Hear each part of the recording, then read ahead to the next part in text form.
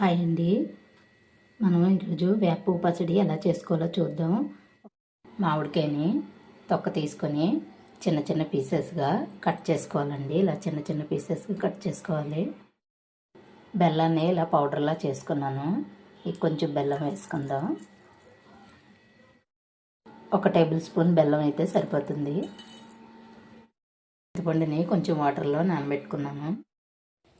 ఇది వేప పువ్వు అండి. ఈ వేప పువ్వుని ఇప్పుడు మనం ఒలుచుకొని క్లీన్ చేసుకుందాం.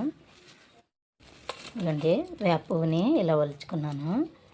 ఇలా క్రష్ చేసుకున్నాం అంటే చక్కగా మిక్స్ అయిపోతుంది. ఇలా ఒకసారి క్రష్ చేసుకొని వేప పువ్వుని కలుపుకుందాం. ఇలా క్రష్ చేసుకున్న వేప పువ్వు వేసుకుందాం. మనం చింతపండు గుజ్జు తీసుకున్నాం కదా, అది వేసుకుందాం. కొంచెం సాల్ట్ వేసుకుందాం. కొంచెం కారం వేసుకుందాం. కారం కొంచెం సరిపోతుంది. మొత్తం మిక్స్ చేసుకోండి.